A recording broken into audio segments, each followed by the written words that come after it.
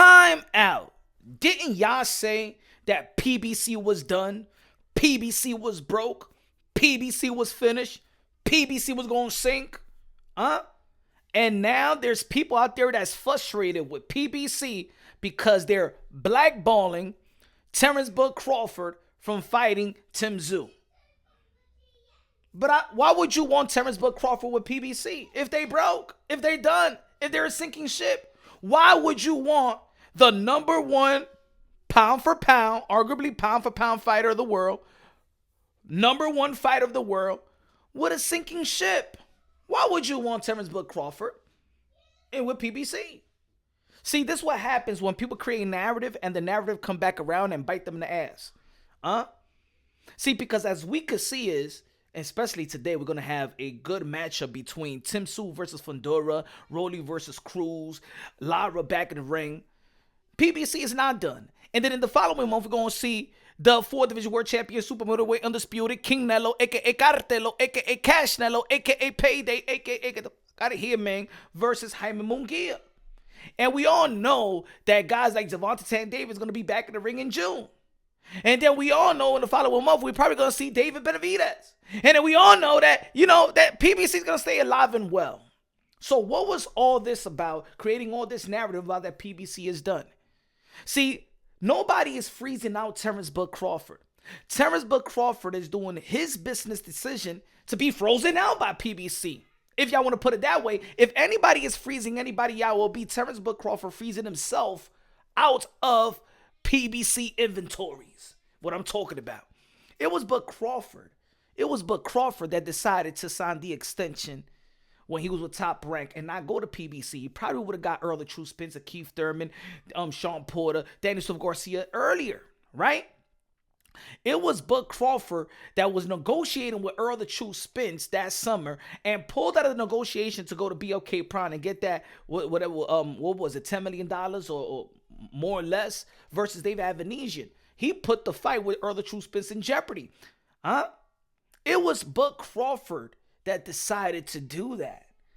Nobody froze Bud Crawford out. Oh yeah, man, we could say, that time when they had the PBC telecast on Fox and they didn't add Terence Crawford as a champion and things of that nature.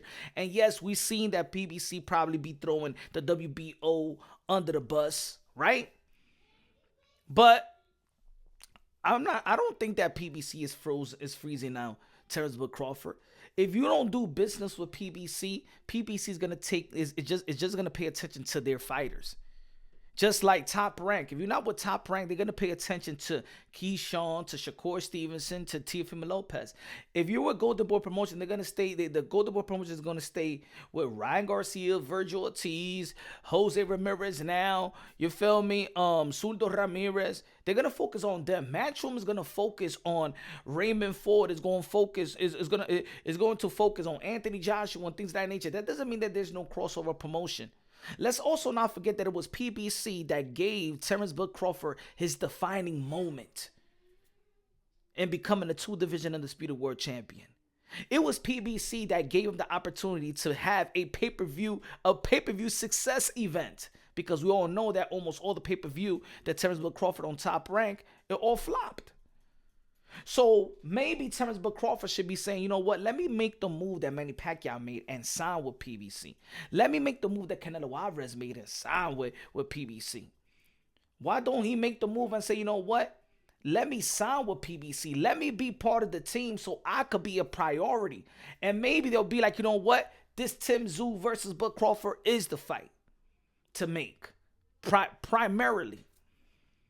But at the end of the day, you're only going to worry about first. You're going to worry about and look out for your fighters first. So when Leonard Ellaby says, you know what I'm saying, that Errol Spence's family, that's just the facts. Or you're going to look out for people outside more than your own family? I mean, we ain't Democrats out here.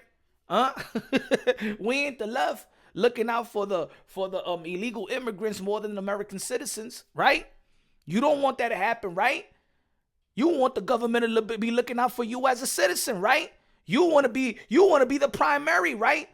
Can you imagine if you have some kids and your dad and your mom is giving money to your friend in school more than giving you the allowances, giving them allowance and stuff like that, giving them the opportunity to make something out of themselves or buy something or buy some clothes or things of that nature? How would you like it? You're gonna worry about your own first.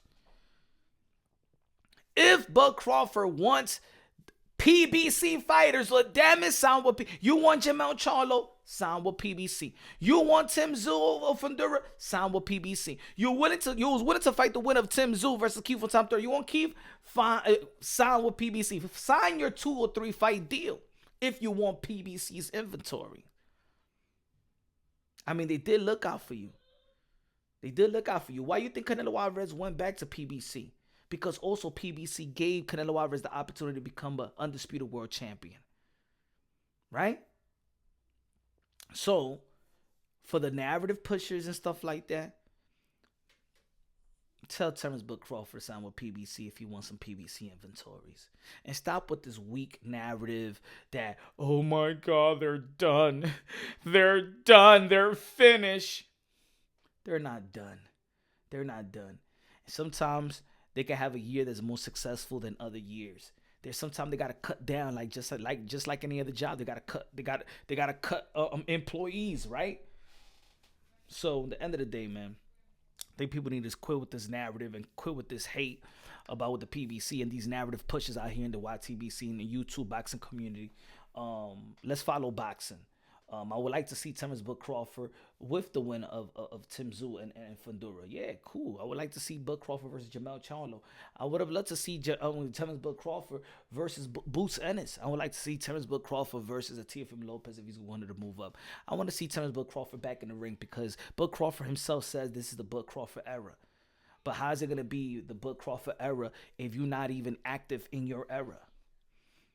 By being active in your era, just go into the PBC and there's a lot of inventories in the 154-pound division. How about, hey, they got Erickson Lubin as well.